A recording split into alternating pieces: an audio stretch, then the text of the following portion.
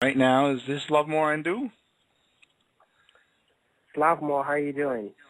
Good, good. How are you? Glad that you could make it in because I was not able to figure out how to dial your number on this Skype here. But welcome to Ring News 24 Boxing Radio, Lovemore. Thanks for having me on the show. Oh, our pleasure for sure. And Lovemore, the first thing I find interesting is you told me you're out in Australia, a place that I probably will never get to, and we have this crazy time difference. Actually, what time is it out there in Australia right now? Well, we live in the future, man. It's about 7 in the morning on Monday. 7 in the morning on Monday, and I think when I called you the first time, it was like 3 in the morning. I had no idea where you were, what time it I was. know. I felt so bad about that, but here we are, and it's interesting as I was looking at your career, and I remember seeing a lot of your fights. It's certainly a who's who record, but you have fought a long time. You turned pro way back in 1993, and you fought most of your fights early on in your career in South Africa. And then you fought a lot in Australia. You were fighting not only did you fight everybody there is, you fought everywhere possible, looking at your record. Can you give us a little compare and contrast what it's like fighting in those other countries as compared to the United States? And what was your favorite place to fight? I wouldn't say. Well, if I have to pick one place, will probably be. If I have to pick one place as my favorite place, will be fighting in South Africa. Which is a country of death. It's always. I think it's always important, and it's always good to find in front of your own people. You get a lot of support, and but I've enjoyed, fighting everywhere in the world, and it's been a great career. Look, I haven't officially retired, but that's something I'm contemplating. I think I've had a really great career. It's always smart to walk away before you get hurt. Look, I'm 41. I'll be 42 in a month's time. A smart guy would walk away before he gets hurt, and I believe I'm a smart guy, and that's what I'm intending to do. All right. Well, it sounds like a good plan, and you definitely want to get out before you do suffer anything like what you're saying. But it took you a long time to come to the United States to fight, and when you finally did, you certainly made the most of getting noticed. You were always competitive. But what was it like coming to the United States after fighting in so many different exotic places, and then you fought in the U.S.? Was that your first trip to the U.S. when you first started fighting there? And if so, how was it? Well, I would say the U.S. was probably the second foreign country that I ever fought in. The difficulty with fighting in a foreign country is you're always seen as an opponent, and chances of winning are always, are not that easy. You probably have to knock your opponent to win, or sometimes even knock your opponent to get a draw. So you always become a victim of bad judging, and I believe I was one of those. I suffered some of those decisions in the past. For example, when I fought Shambe Mitchell, that's a fight that everyone will tell you that I won. But, in the judge's eyes, I didn't win it. And in the promoter's eyes, I didn't win it. But that's boxing for you. So if there's one disadvantage about fighting in a foreign country is, you don't just fight your opponent, but you fight, the officials as well. Yeah, that was certainly a fight, that Sean Bay Mitchell fight. That was back in 2004. A lot of people felt you won. I certainly thought you were worthy of a decision that took place in Atlantic City. And that got your name out there to a lot of American boxing fans, people who might not have heard of you before. I mean, the first time I remember seeing you was on Fox Sports, Fox, when you beat Steve. Well, actually, you lost to Steve Quinones. You had a head, if I remember correctly, there was a butt, and they went to the scorecards early. Or did that fight go to distance? Am I thinking of a different fight? I know you had knocked Quinones down in that Yeah, fight. well, look, yeah, that's Steve Quinones. I remember that fight pretty well because, in fact, I even knocked him down, and they didn't really knock down, and they gave him, they gave him the decision, and. But look, I just believe everything, happens for a reason. The thing is, they might have taken those fights away from me, but I never gave up. Like the great Nelson Mandela says, it always seems impossible until it's done. And I knew I was going to become a world champion one day, and eventually I won the IBF title, and I went on to win the IBO title. So, but I really look, If you really want to be known or be seen as a great fighter, or if you want to make a name, you really got to get out to the States, to America to fight. I mean, I just believe you're not a fighter until you get an opportunity to fight, in Las Vegas. It's always been my dream when I was growing up, that one day I want to see myself, fighting in Las Vegas. And eventually it happened when I fought Miguel Cotto. And, that fight, that was another fight I took in a week's notice. But I just I had to take it. When they gave me the opportunity, I didn't care how long I've been preparing for the fight. I just took it, and I believe that's another fight that could have gone either way. I was probably the first guy to go the distance with Miguel Cotto.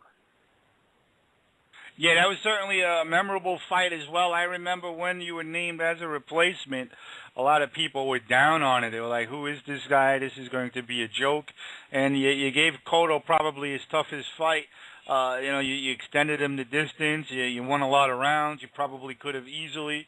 If it wasn't a big name that you were fighting, you might have even taken that fight. It was one of those things where the politics of boxing probably took over, and a real key sign to that for me was two of the scorecards were close, two of the judges' cards were close, and one, Glenn Trowbridge, a guy who's had a reputation for handing in wacky scorecards, had Cotto winning by a wide margin.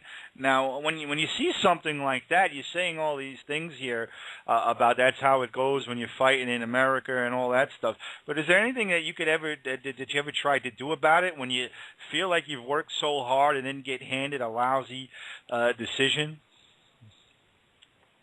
Look, a lot of people will give up. It gets to a point where you just say, look, why am I wasting my time? I'm never going to get a decision, But when I look at it, that's what I said, I'm so grateful that I never gave up. I knew, eventually I would, I will win the title. I will get an opportunity to win that world title. And that's exactly what I did. That's boxing for you. But like I said, look, I've had a very long career, I've had a good career, and it's time for me to move to my next, career. I mean, I'm probably one of the most, probably the most educated fighter out there. People speak of, those big heavyweights what are they? The Klitschko brothers as the, educated fighters. I believe I'm more educated than them. I mean, I've got a degree in law.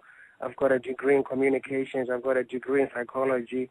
I'm a qualified solicitor, and I'm pursuing my master's degree in law.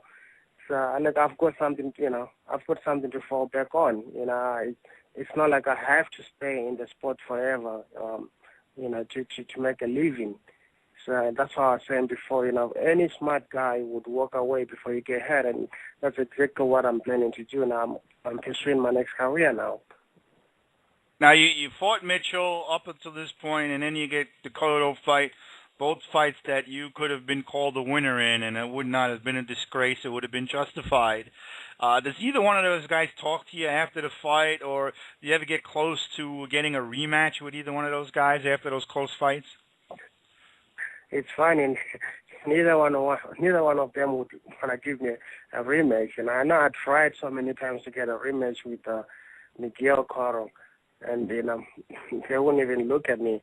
But that's boxing for you. It's funny when a few years later after I fought Shambe, because at the time when I fought him, he was being promoted by what's his name?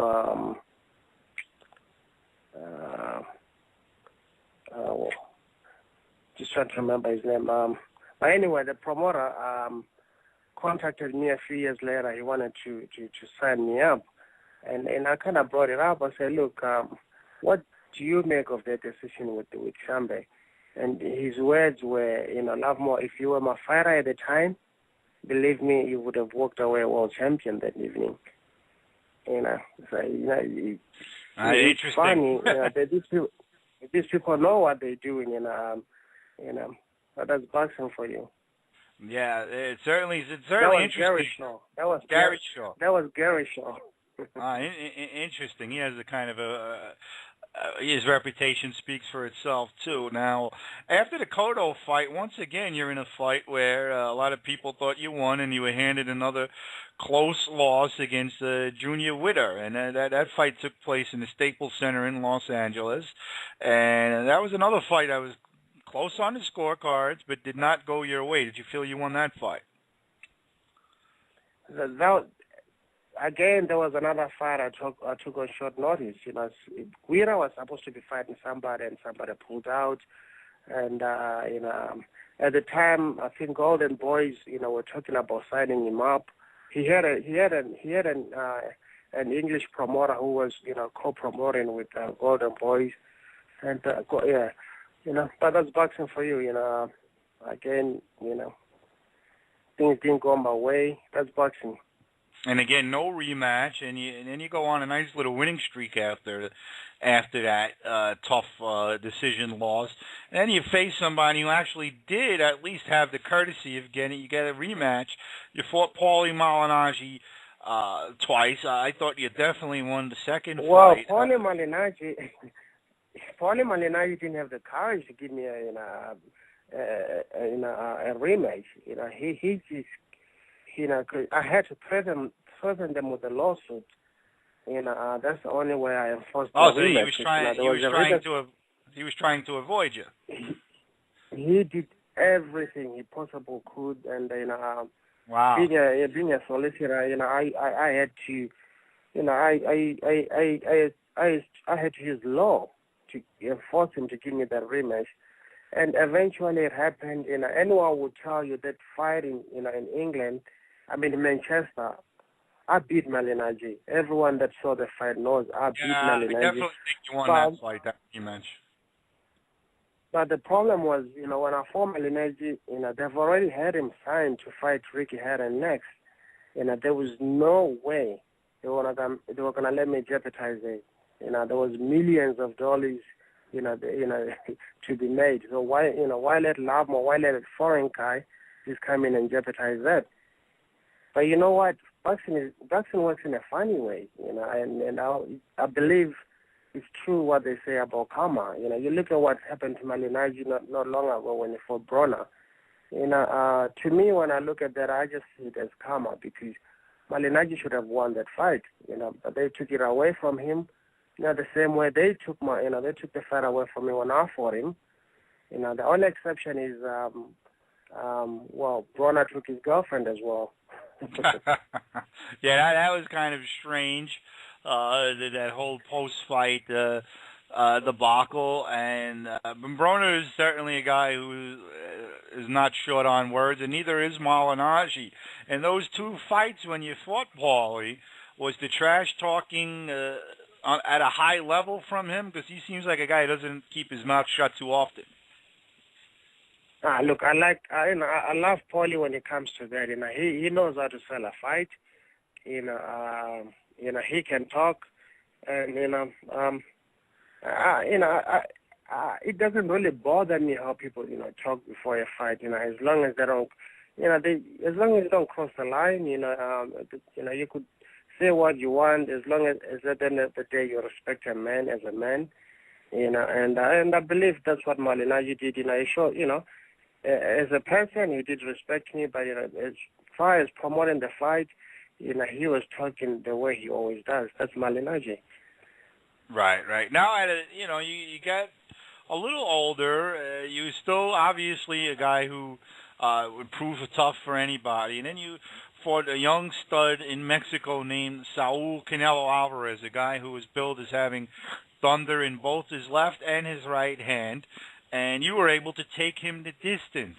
Now, obviously, Canelo has this big super fight coming up with Floyd Mayweather. First, I want to hear what you think about Canelo. What was your experience fighting him, and what kind of a chance do you think he has against Mayweather? Look, I think Canelo is he's a good fighter, but I think at the same time he's overrated. He's improving with every fight. Look, I had an opportunity to work with Mayweather, when he was preparing for Ricky Hatton. I spent up to about 3 months at his gym training with him and sparring with him. Personally, I just believe there's no way Canelo will beat Mayweather. I believe styles make fights, and in Mayweather just got that style where at the moment there's just no one out there who can beat him. Not to say he won't be beat one day. If he stays in the sport, eventually somebody will work him out and beat him. But Canelo is just not the right guy to beat him. Now, do you think that Mayweather has a chance of stopping Canelo Alvarez, or do you think it's going to be another decision victory for him? Look, Mayweather is not a big, he's not a big puncher, but again, it doesn't take one punch to knock someone out. Sometimes it takes combinations. But I can see the fight going the distance. I can see the fight going the distance, but Mayweather winning it. Now, Lovemore, getting back to your career, and you've had an amazingly long career. We've talked about most of the top guys that you've fought. Certainly got a lot of bad decisions go against you. You've fought so many times. You have a record of 49-13, and a lot of those 13 losses should have went your way. 2 draws. You've boxed over 440 rounds, and you would never stop. Every fight that you lost went the distance, went to the scorecards, and that is just amazing to me, considering all the top guys you fought. You fought bangers like Hermit Cintrone, obviously the other names we've mentioned already. Did you ever come close to getting, really hurt and stopped? Did anybody really put a hurting on you in any of those fights? Was there ever a danger? Like, I don't know if I could take this much more. Or was it always pretty easy for you to go to distance? Look, I think it all comes down, to fitness. I've always been a very fit guy. I train really hard in the gym, and I think the fitter you are, the better you can take a punch, and I think that's what it comes down to. No, I don't think there's, I've been knocked down and I always got up and fought. I've never been stopped. Not even as an amateur, I've never been stopped. And, that's one thing I can be proud of. I could walk away and say, wow, look, I had a long career and never been knocked out. Certainly amazing. And I don't think it's a great thing, when you get knocked out. And, I believe once a fighter starts getting knocked out, they should also consider, retiring. And it's certainly amazing considering the type of fighters you fought. Out of everybody you fought, who would you say was the best puncher? It's fun. I always tell people the best puncher I've ever been in the ring with was probably my brother, because he was the only guy that ever really had me in sparring. And I used to train with my brother. We used to spar. And, I remember one day, we were sparring. He hit me with the right hand. And I had a headache for about 2 weeks. So, wow. That's, for me, he was the hardest puncher ever. Man, you're talking about, obviously, you fought Philip in 2009. You won that fight. No. Listen, Philip is not my brother. It wasn't Philip. I'm talking about my real blood brother. Lovemore Ndou. Radok was his name. He had a very short career. He decided at the end to become a pastor. But he had about 11 fights. But it wasn't a fight. I mean, it was in the gym. We were training, in sparring. He had me, to a point where I spent like 2 weeks with a terrible headache. I rate him as probably the hardest punch I've ever been in the ring. So you don't have any relation to Philip? I always thought you guys were related. No, we're not related at all. I don't know where, okay. Where that rumor comes from. Yeah, you see that? Philip, I know Philip from, when we were coming up as amateurs. I was actually his team leader. Right. His captain, and Ndou is probably the Chavez of the Chavez of South Africa. There's so many Ndous over there. Right. Well, Philip had a reputation as a big puncher as well, and obviously got beaten up badly by Floyd Mayweather, and obviously you beat him as well. So that's who I thought you were talking about. But thanks for clearing that up.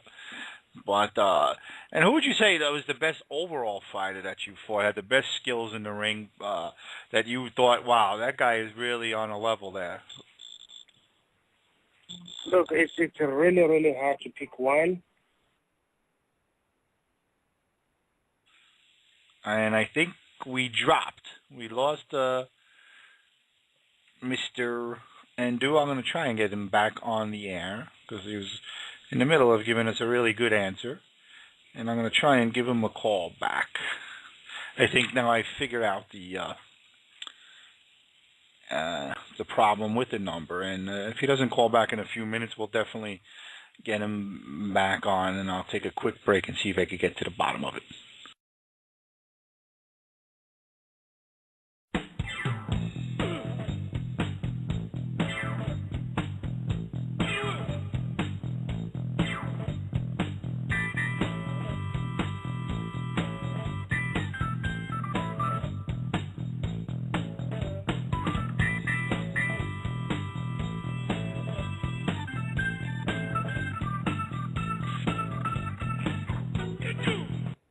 All right, we are back. I think Lovemore is back on the line. I think your call dropped. Are you there? Yeah, sorry, I don't know what happened there.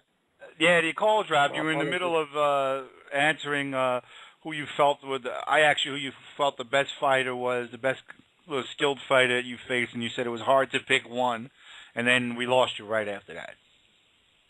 Yeah, look, it's really difficult for me to pick one fighter and say, look, this was the most skilled fighter I've ever been in the ring with. I mean, I think I've been in the ring with too many fighters, and every guy is different, and every guy, we all good at somebody is good at some fighters are good at some fighters got good hand speed, some fighters got good ring movement, some fighters they're just sharp. It's really hard to pick one. Well, and you know what? I think that's what really makes Mayweather a great fighter, because I think he's got a combination of all. Right. He's got speed, he's got he's got really good accuracy, and apart from that, the guy trains really hard. He's one of the hard-working fighters I've ever seen. Yeah, here's a tough question. I don't know if you could answer this one, but who would you say was the most overrated guy you've ever fought? The most overrated guy? I think I've already answered the question. To me, I think it's Canelo. Okay, yeah. I think he's overrated. I wanted to clear that up. I think he's overrated. All right. Well, we'll definitely find out how good he is come September, and that's going to be a super mega. When Canelo, when you look at Canelo, when he started his career, when he built up his name, he was fighting. He fought a lot of small guys. When I fought Canelo, I was actually a junior welterweight, and I fought him at middleweight, and that's how he built up his career, fighting small guys. He would sign you up to fight him at 150 pounds, and he would come up at about 160 something pounds by the time he steps into the ring. So he was fighting a lot of small guys, but that's just how I see it, and I just believe the guy is overrated. Right. No, I appreciate your honesty. A lot of people would not answer that question, so I'm glad you're straightforward with us. That's what we like here.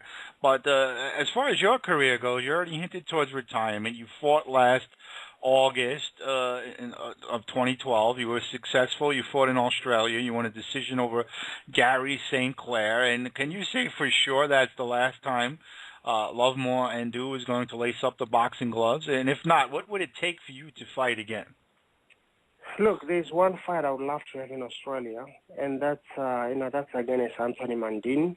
You know, and this is personal. This is because personally I don't like the guy.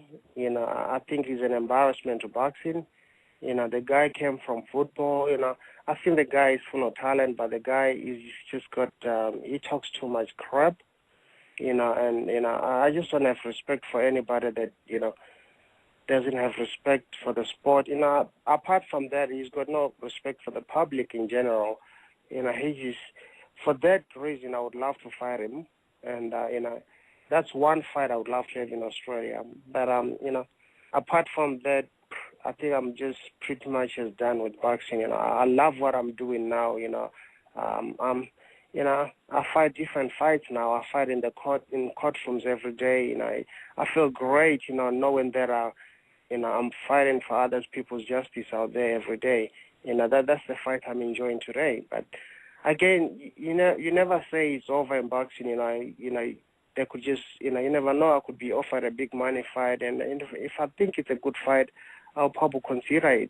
But the only fight I really, really need at the moment is, a fight with Anthony Mandin in Australia, and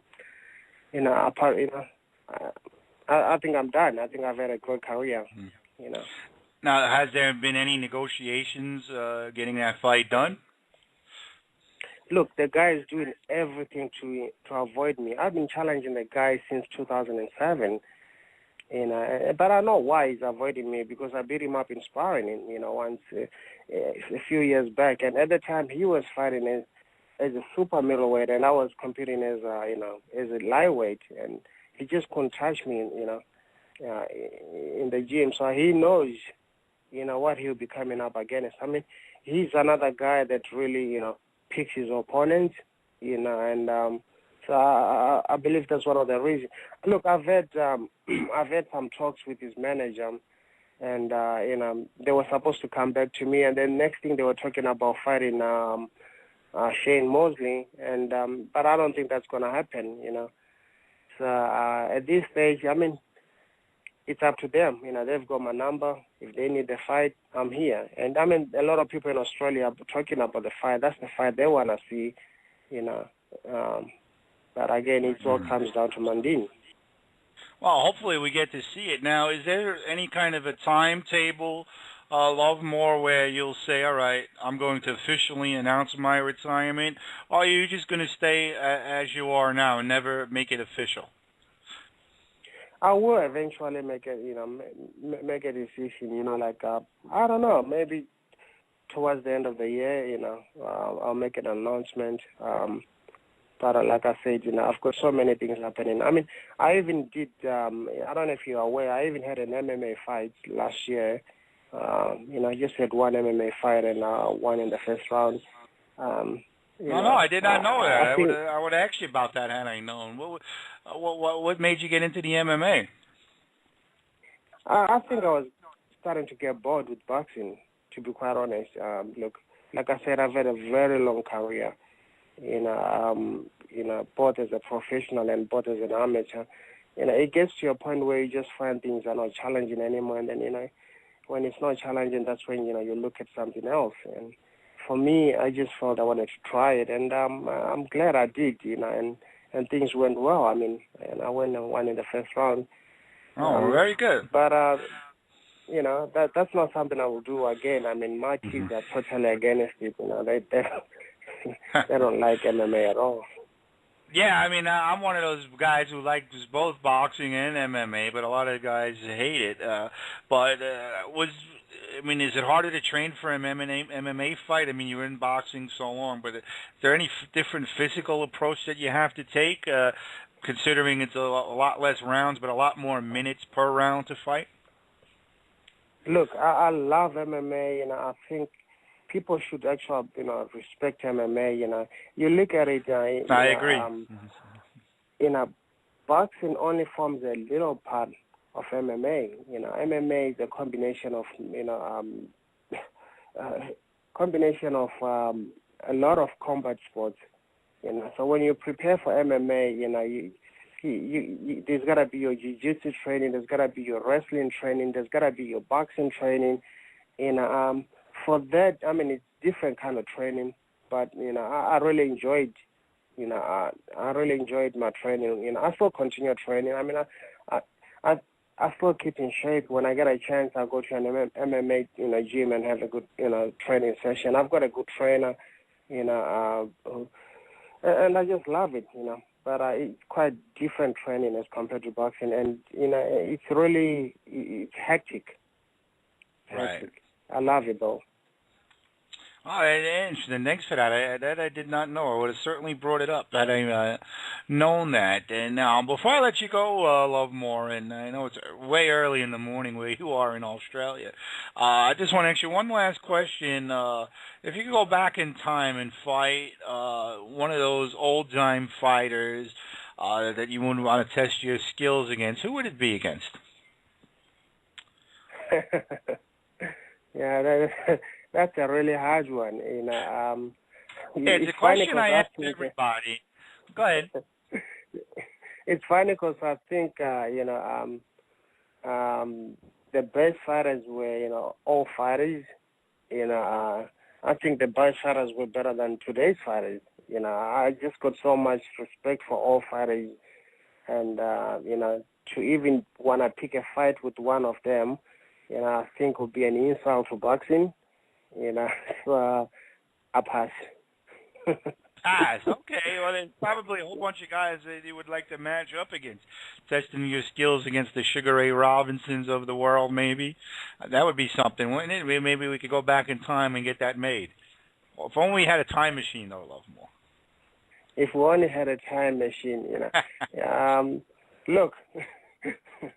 Like I said, I really, really wouldn't want to insult, my old heroes. These people, I just think great. Who were some of the guys that you looked up to of the past? Who were some of your favorite fighters of not only yesterday but of today? Well, the guys like Sugar Ray Robinson. When you look at heavyweights like Sonny Liston, I think they were great fighters. As compared to today's, today's heavyweight, or if as compared to today's, middleweight, I just think, Sugar Ray Robinson was the greatest. I mean, right. There's never gonna be a Sugar Ray like him. Other than Floyd Mayweather, the fighters today, is there anybody else out there who really impresses you? Like, oh wow, this guy could have fought in any era. He's really good. Look, there's a lot of talent out there. There's a lot of up-and-coming fighters, but, fighters like Broner, I think he's got talent, but I don't rate him, I think he needs to create his own style. He thinks he's a Mayweather. There can only be one Mayweather, but, there's always new up-and-coming fighters. There's always going to be a new talent, I just think at the moment, I just think Mayweather is the man. Gotcha. I would have really loved to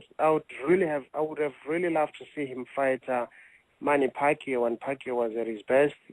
But unfortunately, that fight happened. I think that would have been one of the greatest fights ever. Yeah, the fight that we suffered through being teased about. Before I let you go, Lovemore, we have a caller on the line. Do you mind if I take this call? Do I have a question for you? Sure. All right, caller, you're on the line. You have a question for Lovemore Ndou? Yeah, hey, I got a question for him. Go ahead. How thick what is the girth of the average shit that you take? And are your poops green or brown? I apologize for that. That was a certain a clown. Hey, yeah. This is what you called up to talk about? Shut up. All right, sir. You want to give your name? My name is your mother. Oh, really? What do you think about this, Lovemore? This guy calls up, gets on hold, and this is what he discusses. And he doesn't even have the guts to give his number, so I can't call him back. But do you have any response to something like that? Well, my response is the guy obviously has got some issues. Whatever it is, he needs to pay the nearest shrink he can get a visit, because yeah, it's pretty funny. That's uncalled for. You don't just get on a radio and talk crap like that. But look, that's his problem. He needs to deal with that.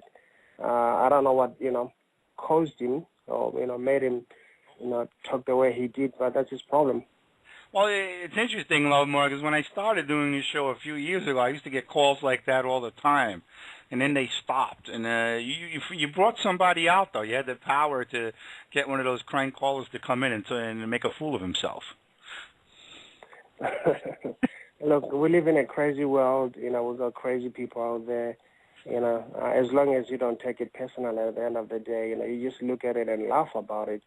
But that's something Yeah, he just gave me something. He just gave me something that I'm gonna look at in the future and just keep on laughing about, because I really can't understand what made him say what he said. Yeah, it's interesting, and it's good you had a sense of humor about it. And again, if you're going to call in and present yourself like that, at least have the guts to give us your number so I could call you back. But anyway, Lovemore, I thank you for your time. It's been great. I'll give you some final words. Is there anything you want to get out there? Tell us what you're doing now other than what you've already have told us. Give us some final words. Look, I just want to say thanks for having me on your show. It's been an honor. I want to thank Anne Whitlock from the UK. I believe she's the one who arranged for this interview. Yes. She does a great she does a great job with boxing. She's probably one of the biggest boxing historians I've ever known. You just have to follow her on Facebook. You will know that she knows what she's talking about. Lots of love to her. And I want to thank all the listeners. And hopefully I'll get an opportunity to be back on the show in the future. And then I'll let you guys know exactly what I'm doing, whether I'm going to continue with boxing or whether it's it's over and done with me. All right, I hope you get that fight with Modine that you've been seeking. It'll be fun to watch, and if not, we'll certainly talk to you in the near future. And you're right, Ann Whitlock. You go on her page on Facebook, and you'll learn a lot. I certainly learned a lot of stuff.